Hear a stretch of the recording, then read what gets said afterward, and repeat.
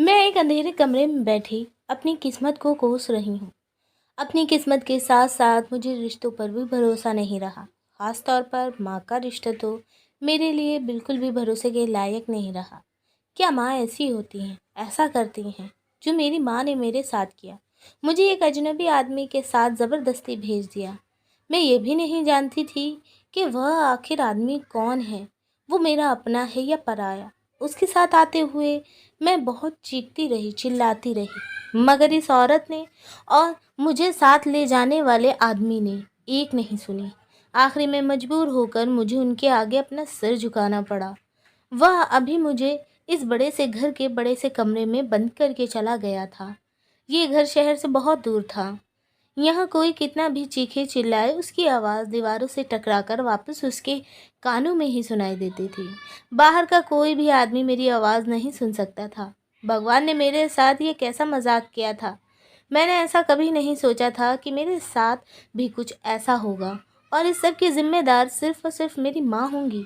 मेरी माँ जो मुझसे इतनी मोहब्बत करती थी, मुझसे एक पल के लिए भी दूर नहीं रह सकती थी। उसने सिर्फ अपनी ख्वाहिश पूरी करने के लिए मुझे उस आदमी के साथ भेज दिया। मैं खुद को बहुत ज़्यादा अनमोल समझती थी, लेकिन मेरी अपनी ही माँ ने मुझे बेमोल कर दिया था। मैं जब से यहाँ पर आई हूँ अपनी मदद के लिए चिल्ला रही हूँ, बल्कि मैं जानती हूँ यहाँ पर मेरी आवाज़ सुनने वाला कोई नहीं है। फिर भी शायद मैं चीख चिल्लाकर अपने अंदर का गुस्सा निकाल रही थी।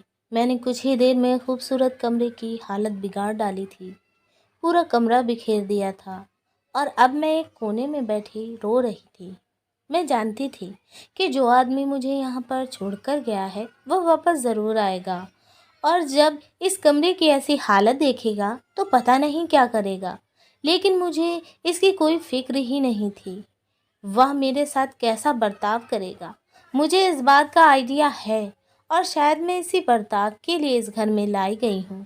मेरी उम्र सिर्फ 15 साल थी। 15 साल की मासूम लड़की के साथ ये सब कुछ होना आप तो समझ सकते हैं। ये सब मेरी माँ की गलती है या फिर मैं अपनी गलती अपनी माँ के सर पर डाल रही हूँ कि मैं हर मामले में खुद को बचा सकूं। आखिर कुछ तो मेरी तरफ से भी गलती रही होगी, लेकिन शायद हर बात में बच्चे अपने माता पिता को ही गलत ठहराते हैं या फिर गलती माता पिता की ही होती है। मैं आज जिस जगह हूँ, क्यों हूँ और यहाँ कैसे पहुँची, ये आपको मेरी पूरी कहानी सुनने के बाद पता चलेगा। और आप लोग मुझे बताना कि अगर ये मेरी माँ की गलती है तो मुझे हर समय इतना दर्द क्यों रहता है। मेरा नाम रूबी है। मेरी उम्र 15 साल है। कुछ साल पहले तक मैं अपनी फैमिली को एक आइडियल फैमिली समझती थी। मैं, मेरी माँ और मेरे पिताजी, हम तीनों की मिसाल ऐसी थी कि एक दूसरे के बगैर हम रह नहीं सकते थे। मेरे पिताजी एक हॉस्पिटल में नौकरी करते थे। हम बहुत ज़्यादा अमीर तो नहीं थे, लेकिन मेरे पिताजी जितना भी कमाते थे हम उसमें बहुत खुश रहते थे। मेरी माँ एक बहुत ही अच्छी समझदार औरत थी, इसलिए हमारा गुजारा भी बहुत अच्छा होता था। वह मेरी 14वीं सालगिरह का दिन था जब मैं और मेरी माँ बेकरी पर अपने जन्मदिन के लिए कुछ सामान लेने के लिए गए थे। बेकरी पर हमें एक आदमी मिला जो कम से कम 40 साल की उम्र का होगा। वो बार बार मेरी माँ और मेरी तरफ देख रहा था। 2 बार उसने मेरी माँ को इशारा भी किया, लेकिन माँ ने उसको नोटिस नहीं किया। अपना सामान लेकर हम दुकान के बाहर आ गए तो वह आदमी भी दुकान से बाहर आ गया और हमारी तरफ देखने लगा। मैंने बगैर पीछे देखे तेजी से घर की तरफ जाना शुरू कर दिया और मैं बार बार पीछे मुड़ मुड़ कर देख रही थी, तो जैसे पीछे ही लग गया हो। जिस गली में हम जाते वह भी हमारे पीछे आ जाता। मैं माँ को बताना चाहती थी कि कोई हमारा पीछा कर रहा है, लेकिन पता नहीं क्यों मैं माँ को कुछ भी नहीं बता पाई।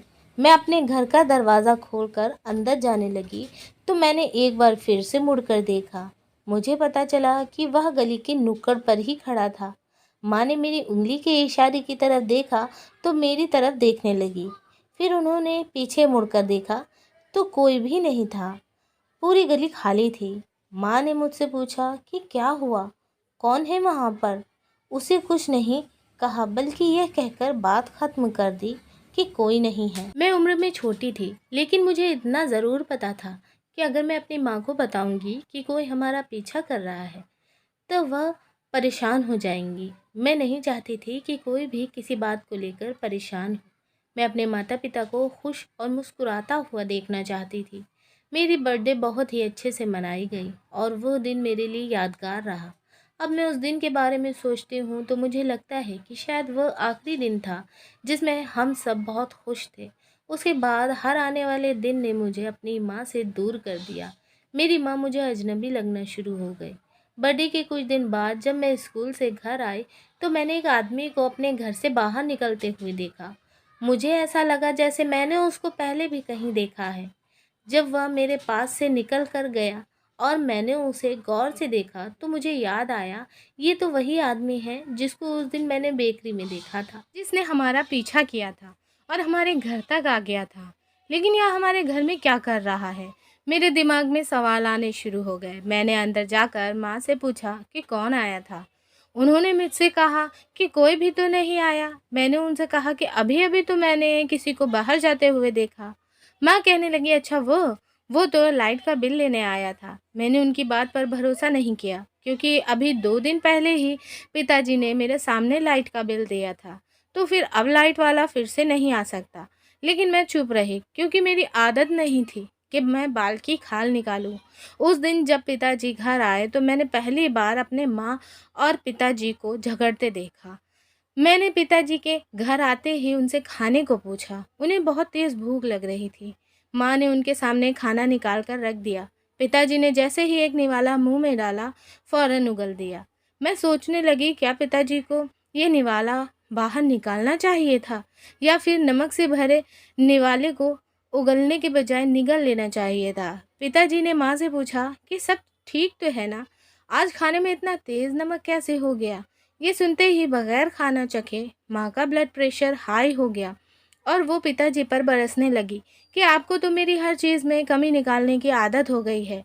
ये सुनकर पिताजी भी अपने गुस्से पर काबू नहीं रख पाए। इस तरह कुछ ही देर में हमारे घर का सुकून टेंशन में बदल गया।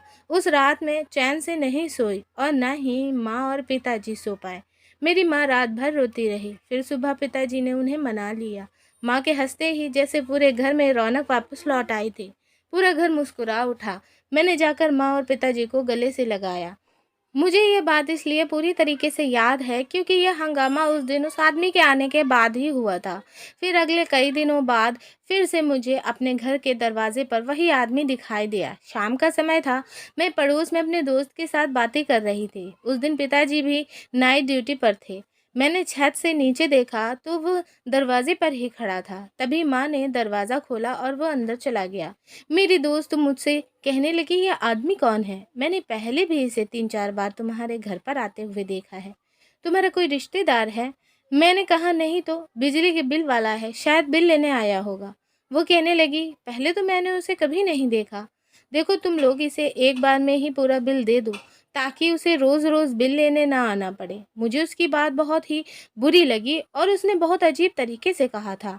मैं उसी समय पैर पटकती हुई नीचे उतर आई तो वो आदमी मुझे कहीं भी नहीं दिखा। मैंने माँ से पूछा कि क्या कोई आया था, तो माँ कहने लगी कि यहाँ किसको आना है। फिर उन्होंने मुझसे कहा, जाओ अपने कमरे में जाकर सो जाओ क्योंकि आज तो पिताजी की नाइट ड्यूटी है, इसलिए आज मैंने जल्दी ही गेट पर लॉक लगा दिया है।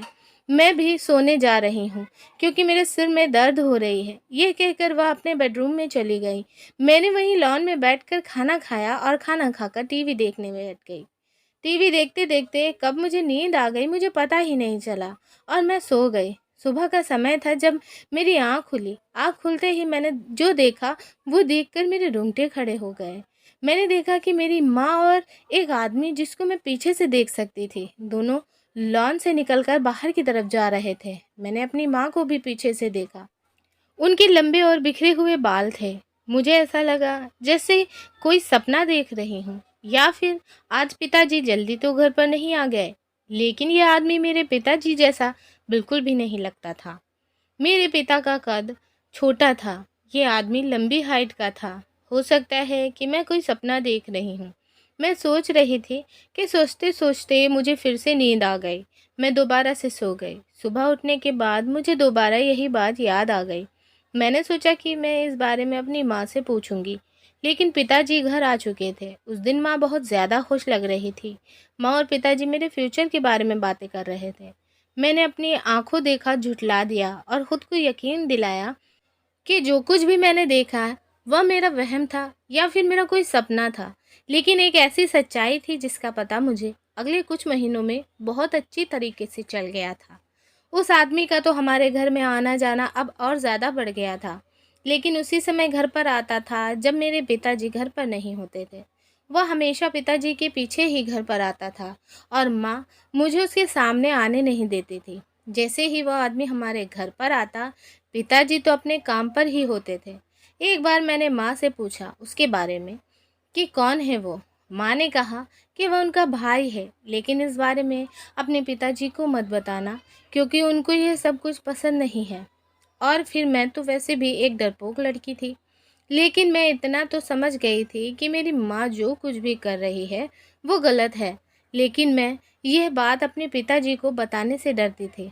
मैं सोचती थी कि कहीं मेरी वजह से उन दोनों के बीच में झगड़ा ना हो जाए और हमारे घर का माहौल ख़राब ना हो जाए। एक दिन जब मैं स्कूल से आई तो मेरे घर का दरवाज़ा खुला हुआ था और मैं अंदर चली गई। माँ मुझे घर में कहीं भी नहीं दिखाई दी। मैं उनके बेडरूम की तरफ गई। जैसे ही मैं उनके कमरे के दरवाजे पर पहुंची तो मुझे अंदर से बातों की आवाज़ आ रहे थे। मैं बाहर खड़े होकर उनकी बातें सुनने लगी और उनके कमरे की खिड़की से छुपकर अंदर देखा तो माँ उसी आदमी के पास बैठी थी और वह रो रही थी। वह आदमी अपने हाथों से उनके आंसू पोंछ रहा था। माँ उससे कह रही थी कि मेरी सारी खुशियाँ सिर्फ और सिर्फ तुम्हारी वजह से अधूरी रह गईं। तुमने मेरी ज़िंदगी में ऐसा जहर घोला कि मेरी ज़िंदगी बर्बाद होकर रह गई। मेरी सारी तमन्ना और सारी खुशियाँ सिर्फ सपना बनकर रह गईं। मेरी माँ बहुत ज़्यादा रो रही थी और उस आदमी से कह रही थी कि अब तुम यहाँ पर क्या लेने आए हो? पहले की तरह मुझे बर्बाद करके चले जाने का इरादा है क्या तुम्हारा? तुम्हारी वजह से मैं सुकून से जी नहीं पाती। तुमने मेरे साथ क्या किया? वह आदमी मेरी माँ का हाथ पकड़कर उन्हें तसल्ली देने लगा और मेरी माँ से कहने लगा, तुम फिक्र मत करो, अब मैं आ गया हूँ ना, मैं सब कुछ ठीक कर दूंगा। मैं नहीं जानती थी कि वो लोग किन खुशियों के बारे में बात कर रहे थे। माँ कहने लगी, विजय कभी नहीं मानेगा और रूबी को मनाना भी बहुत मुश्किल काम है। विजय मेरे पिताजी का नाम था। उस आदमी ने कहा कि तुम रूबी की फिक्र मत करो, मैं उसे मना लूँगा। बच्ची है, वह इस रिश्ते को मान ही लेगी। तुमको अभी कुछ भी बताने की कोई ज़रूरत नहीं है। उसको सारा काम होने के बाद बता देंगे ताकि वह ऐसा फैसला कर सके जिससे तुम्हें तुम्हारी खुशियाँ भी मिल जाएं, जो पिछले 15 सालों से तुमने खुद पर हराम कर रखी हैं। इससे ज़्यादा मुझसे उन लोगों की बातें सुनी नहीं गई और मैं वहाँ से चली गई। मुझे उन लोगों की कुछ बातें तो बिल्कुल ठीक से समझ में आ गई थी कि माँ खुश नहीं है, लेकिन ऐसी कौन सी खुशी और तमन्ना है जो उन्होंने खुद पर हराम कर रखी है। इस बात का मतलब मैं नहीं समझ सकी। इतना तो मैं समझ गई थी, वो आज भी मेरी माँ की पहली मोहब्बत है जो किसी वजह से उसे नहीं मिल पाई और मेरे पिताजी से उनकी शादी हो गई और अब मेरी माँ उसे हासिल करने के बारे में सोच रही थी और मुझे अपने साथ ले जाना चाहती थी। लेकिन मैं पिताजी को छोड़कर नहीं जाना चाहती थी। मैं अपने पिताजी को छोड़कर कहीं भी नहीं जाऊंगी, मैंने अपने दिल में सोच लिया था। उस दिन मेरे दिल में मेरी माँ के खिलाफ नफरत का बीज आ गया था। मेरे पिताजी में कौन सी कमी थी जो मेरी माँ उनको रिप्लेस करने का सोच रही थी? क्या शरीफ औरतें ऐसी होती हैं जो अपने जवान बेटी होने के बाद अपने आशिक से छुप छुप कर मिलती हैं? उस दिन मैं अपने कमरे में ही रही और शाम तक रोती रही। पिताजी के घर आने के बाद मैं अपने कमरे से बाहर आई तो मेरी आंखें सूजी हुई थी। पिताजी ने मुझे देखा तो मुझसे पूछने लगे कि क्या हुआ। मैंने उन्हें कहा कि मेरे सिर में दर्द है और बुखार है। मेरे पिताजी मुझसे बहुत ज़्यादा मोहब्बत करते थे। मेरी माँ भी मुझसे कम मोहब्बत नहीं करती थी, लेकिन अब उनकी मोहब्बत कोई और था। उन्होंने जानबूझकर मुझे इग्नोर किया और पिताजी के लाड उठा रहे थे। इस समय मुझे वो बेहद ही दोगली इंसान लग रही थी। एक तरफ तो वह अपने पुराने आशिक से मीठी मीठी बातें कर रही थी और दूसरी तरफ पिताजी के साथ मोहब्बत की एक्टिंग कर रही थी। उनसे ज़्यादा बुरा मुझे इस समय कोई नहीं लग रहा था। फिर उसके कुछ दिन बाद जब मैं लॉन में बैठी टीवी देख रही थी, कि किसी ने बाहर से दरवाजे की बेल बजाना शुरू की। मैं बाहर गई तो मेरी माँ का वही आशिक था। मुझे देखते ही कहने लगा कि तुम्हारी माँ कहाँ है। उसके चेहरे का रंग उड़ा हुआ था। मैंने उसे कहा कि क्या काम है तुम्हें मेरी माँ से? अगर कोई काम है तो मुझे बताओ। मुझे एकदम पीछे करके अंदर चला गया।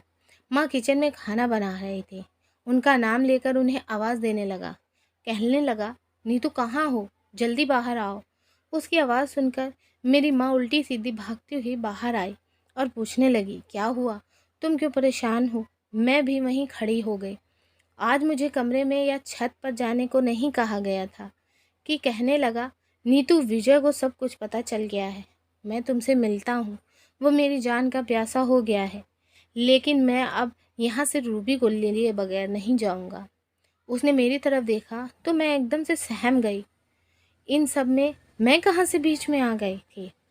मैं नहीं जानती थी। माँ ने कहा कि यही ठीक रहेगा। इससे पहले कि विजय घर पर आए तुम रूबी को लेकर यहाँ से चले जाओ। मैं पीछे से सारी बात संभाल लूँगी। कुछ दिनों की ही तो बात है। फिर तुम और रूबी हमसे मिलने आ सकते हो। मैं अपनी माँ के मुंह से ये सब सुनकर दंग रह गई। कोई भी औरत ऐसे कैसे कर सकती थी? अपनी मोहब्बत के चक्कर में, अपनी सच्चाई को छुपाने के लिए अपनी लाडली बेटी को अपने आशिक के साथ भेजकर अपने पति की नज़रों में अपनी बेटी को बुरा बनाते। मैं चिल्लाई लेकिन मेरी माँ ने एक नहीं सुनी और वो आदमी जो उस समय मुझे हैवान लग रहा था, मुझे ज़बरदस्ती उसके साथ ले जाने लगा। मैंने कहा कि मैं गली में शोर मचाकर सबको बता दूंगी, लेकिन मैं तुम्हारे साथ कहीं नहीं जाऊंगी। तब मेरी माँ ने मुझे एक ऐसी बात कही जिसे सुनकर मेरी आंखें फटी की फटी रह गईं। वह सच है या झूठ मुझे नहीं पता। इसके बाद मैं अपनी माँ को बहुत ही नफ़रत से देखने लगी और उस आदमी के साथ चली आई। अब इस बड़े से कमरे में मैं उस व्यक्ति का इंतज़ार कर रही थी जिसके हाथों में मेरी किस्मत का फ़ैसला था। कैसी बुरी किस्मत पाई थी मैंने। खुद ही अपने आप को कोस रही थी। रात को पता नहीं कौन सा समय था, वह आदमी कमरे का दरवाज़ा खोलकर अंदर आया और पूरे कमरे को देखते हुए मेरे पास आकर बैठ गया। मैंने उसे कुछ नहीं कहा। मेरी किस्मत का तो फ़ैसला हो चुका था। अब मैं उसे क्या कहती? उसने मेरे हाथ पकड़कर अपने हाथों में ले लिए। मैंने हाथ छुड़ाने की कोशिश भी नहीं की क्योंकि मैं थक चुकी थी। मैंने खुद को हालातों पर छोड़ दिया था। वो कहने लगा कि तुम जानती हो कि मैं तुमसे कितना प्यार करता हूँ। इतना तो मैं खुद से भी नहीं करता जितना मैं तुमसे करता हूँ। मैं उसका चेहरा एकटक देख रही थी। रूबी नाम मुझे बहुत पसंद था। तुम जानती हो, मैंने ही तुम्हारा नाम रखा था। मैं उसकी बातें सुन रही थी। मेरी माँ ने घर से आने से पहले जो सच्चाई मुझे बताई थी, मैं उसको पूरी तरीके से जानना चाहती थी। वह कहने लगा कि मेरी शादी ज़बरदस्ती हुई थी क्योंकि मेरी बहन की ननंद मुझे पसंद करती थी, लेकिन मैं उसे बिल्कुल भी नहीं पसंद करता था। मेरी मोहब्बत तो कोई और था और वो कहीं और मेरा इंतज़ार कर रही थी। लेकिन मेरे बहनोई ने शर्त रख दी कि जब तक कि मैं उसकी बहन से शादी नहीं करूँगा, वह भी मेरी बहन को शादी करके नहीं ले जाएगा। मुझे मजबूरन अपनी बहन की खातिर उससे शादी करनी पड़ी। मेरा बहनोई मेरी बहन से शादी करके 2 साल के लिए बाहर चला गया था। मैं भी 3 महीने अपनी पत्नी के साथ रहने के बाद मुंबई चला गया, जहाँ मेरी मोहब्बत, मेरा प्यार, मेरा इंतज़ार कर रही थी। तो मुझे पता चला कि उसने किसी और से शादी कर ली और वो दूसरे शहर चली गई। कुछ महीनों बाद जब मैं वापस आया तो मुझे पता चला कि मेरी पत्नी प्रेग्नेंट है। लेकिन मैंने उस लड़की को ढूंढना नहीं छोड़ा था जिसे मैं मोहब्बत करता था। आखिरकार वह मुझे मिल ही गई। जब वह मुझे मिली तो उसकी हालत इतनी ख़राब थी कि मैं बता नहीं सकता। उसके पति ने दौलत के लालच में उससे शादी की थी और अब वह उसे रोज़ मारता पीटता था। कुछ दिनों के अंदर उसने उसे मार पीट कर घर से निकाल दिया। मेरे घर का एड्रेस उसके पास था तो मेरे घर पर आ गई और मैं उसे देखकर हैरान रह गया। मेरी पत्नी ने कहा कि मैं फ़ौरन उसे घर से निकाल दूं, लेकिन उसकी हालत बहुत ज़्यादा ख़राब थी और वह मुझसे मदद मांग रही थी। ऐसी हालत में मैं उसे कैसे निकाल सकता था? मेरी पत्नी मुझसे नाराज़ होकर अपने मायके चली गई। कुछ दिनों बाद उसने एक बच्चे को जन्म दिया और उसका देहांत हो गया। मेरे बहनोई को जब पता चला कि ये सब कुछ मेरी वजह से हुआ है, तो उसने मुझे जान से मारने की कसम खा ली। मेरी बहन ने मुझे फ़ोन करके कहा कि मैं उस लड़की को लेकर वापस मुंबई चला जाऊं। मेरी बेटी को और यहाँ के हालात को वो खुद संभाल लेगी। लेकिन मैं अपनी बेटी और बहन को बहुत ज़्यादा याद करता था। मैं बहुत ज़्यादा उदास रहता था। आज 12 साल बाद मैं वापस आया हूँ और चोरी छुपकर अपनी बहन से मिलने लगा। मैंने अपनी बेटी को भी देख लिया। उसे देखकर मुझे बहुत ज़्यादा खुशी हुई। लेकिन अब सब कुछ मेरे बहनोई को पता चल गया है और वो अपनी कसम पूरी करने के लिए मुझे ढूंढता फिर रहा है। उसने भी कसम खा रखी है, वह मेरी बहन के करीब नहीं जाएगा जब तक कि वह मेरा खून न कर दे। मेरी बहन यानी कि तुम्हारी माँ असल में तुम्हारी बुआ है और मेरी बहन है। वो 15 सालों से अपने पति और अपने भाई के बीच में फंसी हुई है। वह अपनी बात कहकर चुप हो गया। उनके आंसू उनके गालों तक गिरने लगे। मैंने अपने हाथों से उनकी आंखों को साफ किया। मैंने अपनी माँ को कितना गलत समझा। उनकी बात सुनकर मुझे अपनी गलती का एहसास हुआ और मैं अपनी गलती पर बहुत ज़्यादा शर्मिंदा भी हूँ। मैंने अपने पिता से वादा किया कि मैं सब कुछ ठीक कर दूँगी। अपने पिताजी से कहूँगी कि वे आपको माफ़ कर दें और वो अपनी कसम तोड़ दें। अब जो होना था वो हो गया। उनकी बहन वापस नहीं आ सकती। मैंने अपने पिता से कहा कि वो मुझे घर ले जाएं। मैं अपने पिताजी से आपको माफ़ी दिलवा दूंगी। अभी तो मुझे अपनी माँ से अपनी गलतियों के लिए माफ़ी मांगनी है और फिर सब कुछ ठीक हो जाएगा। इसी सोच से मैं मुस्कुराने लगी और मेरे पिता ने मुझे गले से लगा लिया। तो दोस्तों, उम्मीद करती हूँ कि ये प्यारी सी वीडियो आपको ज़रूर पसंद आई होगी।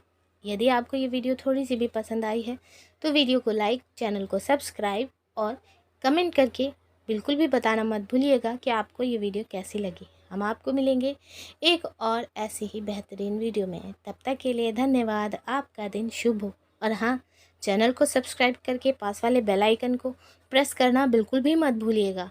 आप सभी लोग चैनल सब्सक्राइब करना भूल जाते हो। एक वीडियो बनाने में बहुत मेहनत लगती है, तो हमारी मेहनत के लिए ही प्लीज़